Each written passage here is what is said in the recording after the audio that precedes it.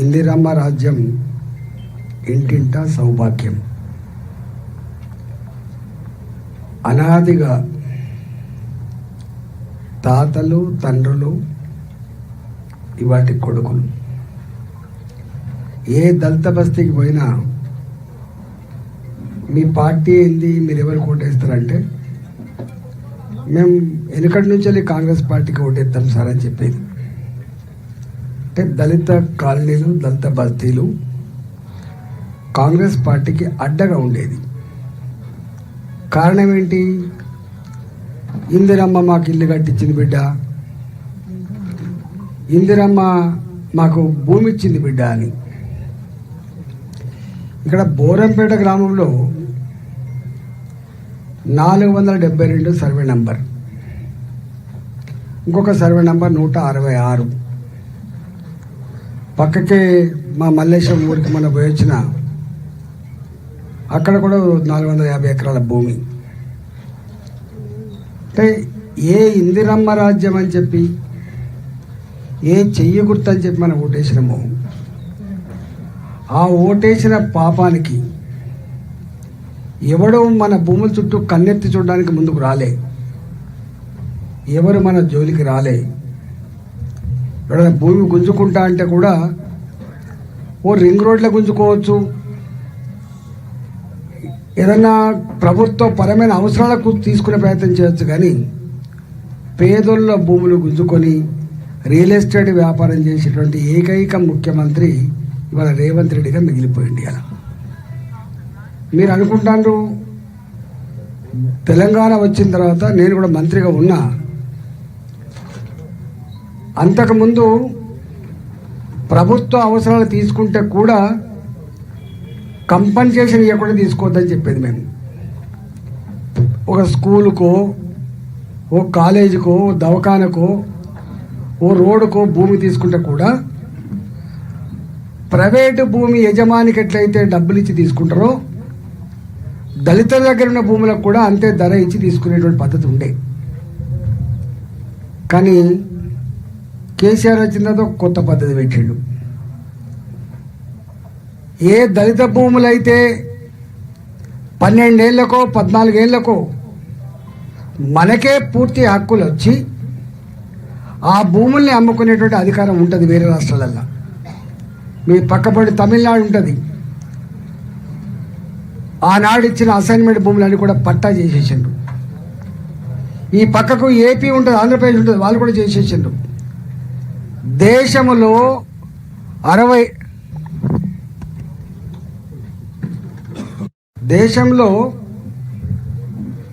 70 ఏళ్ళైనా 80 ఏళ్ళైనా ఇప్పటి వరకు దళిత వాళ్ళకు వచ్చిన నాయకులంతా చేస్తామని చెప్పింది తప్ప ఇప్పటి వరకు చేసినోడు ఎవరు లేడు, హక్కులు కల్పించినోడు ఎవరు లేడు. ఇప్పటిదాకా తీసుకుపోయి ఏడ్చుకుంటూ చూపించింది ఏంటంటే, నేను కూడా చిన్నప్పుడు ఇక్కడే ఉండి చదువుకున్నా కాబట్టి నాకు ఇంత తెలుసు. తెలంగాణలో జిల్లాల కంటే కూడా గ్రామీణ ప్రాంతాల కంటే కూడా అతి దరిద్రపు బతికిన వాళ్ళు ఎవరంటే హైదరాబాద్ చుట్టుపక్కల రంగారెడ్డి జిల్లాలో ఈ రాళ్ల భూములలో, రాళ్ళగిరి భూములలో బోర్లు వేసి బోర్ల పడి కేసీఆర్ వచ్చిన తర్వాత దళితుల అసైన్మెంట్ భూములు, దళితులు అనాదిగా దున్నుకుంటున్న భూములకు పూర్తి హక్కులు కల్పిస్తారని చెప్పి అనుకున్నాం. కల్పించకపోగా ఆయన చేసిన పని ఏంటంటే ల్యాండ్ పూలింగ్. హైదరాబాద్ చుట్టుపక్కల ఉన్నటువంటి దళితులారా, పేద ప్రజలారా, మీ దగ్గర ఉన్న భూములు ఎన్నటికీ మీరు అనుభవించలేరు, అమ్ముకోలేరు, మాకు ఇవ్వండి. మీకు ఎకరం కనుక ఇస్తే 400 గజాలు 600 గజాలు ఇస్తాం. మేము ల్యాండ్ బ్రోకర్గా ల్యాండ్ బిజినెస్ చేసుకుంటామని చెప్పి హైదరాబాద్ చుట్టుపక్కల కొన్ని వేల ఎకరాల భూములు పేదలే గుంజుకొని వాళ్ళకు 400 గజాలు 600 గజాలు ఇచ్చారు.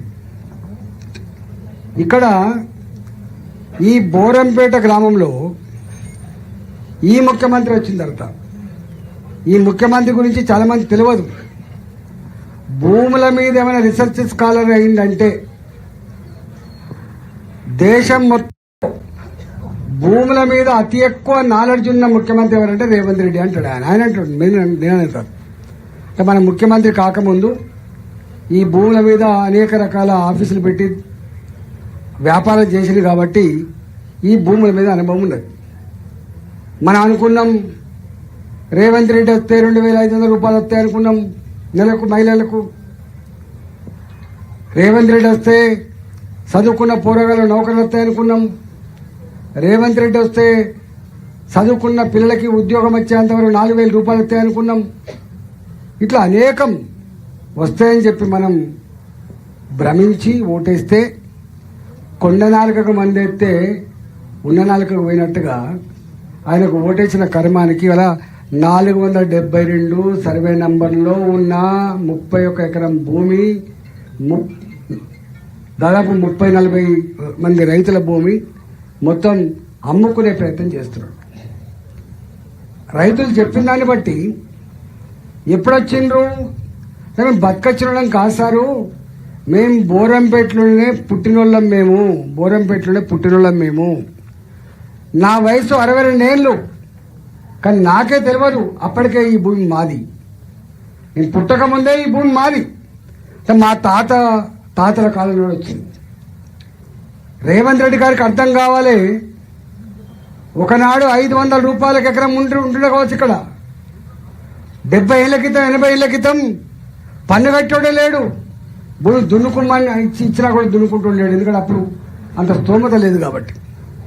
గా కాలంలో 500 రూపాయలకు ఎకరం ఉన్నాడు, 1000 రూపాయలకు ఎకరం ఉన్నాడు. ఇంతంత భూమిని నమ్ముకొని బోరేసుకొని బావి తవ్వుకొని చెట్టు కొట్టుకొని రాయి కొట్టుకొని ఇలా కూరగాయలు పండించుకొని లేదా ఇంత పంట పండించుకొని బతుకుతున్న దళితుల కుటుంబాల మీద ఇవాళ కసితో పగబట్టిండు రేవంత్ రెడ్డి.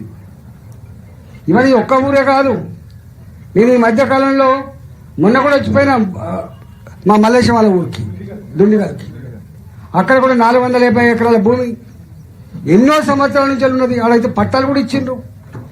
కొంతమంది దున్నుకుంటారు. జనరల్ ఏమనుకుంటారు, గవర్నమెంట్ భూమి అంటే ప్రజల భూమి అని అర్థం. గవర్నమెంట్ భూమి అంటే రేవంత్ రెడ్డి భూమి కాదు, గవర్నమెంట్ భూమి అంటే కేసీఆర్ భూమి కాదు, గవర్నమెంట్ భూమి అంటే కాంగ్రెస్ పార్టీ భూమి కాదు, గవర్నమెంట్ భూమి అంటే బీఆర్ఎస్ పార్టీ భూమి కాదు, బీజేపీ పార్టీ భూమి కాదు. గవర్నమెంట్ భూమి అంటే ప్రజలకు సంబంధించిన భూమి,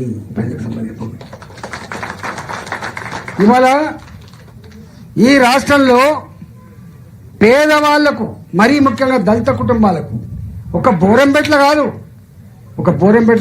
ఒక దుండిగల్ల కాదు, మొత్తం తెలంగాణ వ్యాప్తంగా 24 లక్షల ఎకరాల భూమి, 1 ఎకరం 2 ఎకరాలు కాదు, 24 లక్షల ఎకరాల భూమి కోసం పట్టాలు ఇచ్చారు. పేదవాళ్ళు దొండ దగ్గర ఎట్టి చేస్తే ఆ ఎట్టి చేసి మళ్ళా అని చెప్పించిన భూములు ఉన్నాయి. అంటే దొరల దగ్గర ఎట్టి చేస్తే వచ్చిన భూములు ఉన్నాయి, మాన్యాల భూములు ఉన్నాయి. భూస్వాముల దగ్గర అక్కడక్కడ ఏదో అయ్యా నీ దగ్గర పని చేస్తున్నా కదా, జీతగానిగా కౌలు చేస్తున్నా కదా, నాకు ఇంత భూమి అంటే పోరా బిడ్డ అని చెప్పి ఆనాడు ఇంత ధరకు ఎంతో కొంత తీసుకొని ఇచ్చిన భూములు ఉన్నాయి. ఇట్లా పేదలకు ఓ అరెకరమో ఎకరమో భూమి ఉంటే ఇంత భరోసా వాళ్ళకి, ఇంత భద్రత వాళ్ళకి. ఇవాళ భూమి అనేది కేవలం భద్రత భరోసా మాత్రమే కాదు, అదొక ఆత్మగౌరవం. భూమి ఉందంటే ఆత్మగౌరవం. ఇవాళ అట్లా ఈ బోరంపేట గ్రామంలో 5 తరాలుగా ఈ భూముల్ని దున్నుకొని బతికేటోళ్లకు ఎమర్జెన్సీలో, నాకు తెలిసి ఎమర్జెన్సీలో ఇందిరాగాంధీ గారు అన్నాడు ఆపరేషన్ చేయించుకున్న వాళ్లకు పట్టాలు ఇస్తా అని చెప్పి ఇచ్చింది. ఇక్కడ మగవాళ్ళు కనుక ఆపరేషన్ చేయించుకున్నప్పుడు బలవంతంగా ఆపరేషన్ చేయించారు. బలవంతంగా ఆపరేషన్ చేయిస్తున్నప్పుడు కొంతమందికి ఆశ చూపిండ్రు, నువ్వు ఆపరేషన్ చేసుకో, నీకు ఇంత భూమి ఇస్తాం, లేకపోతే నీకు ఇస్తాం అని చెప్పి ఆశ చూపితే ఆపరేషన్ చేసుకున్నప్పుడు, మొగోళ్ళు ఆపరేషన్ చేసుకున్నప్పుడు ఈ భూములు ఇస్తా అని చెప్పిండ్రు. కొంతమంది పనులు కూడా కట్టిండ్రు.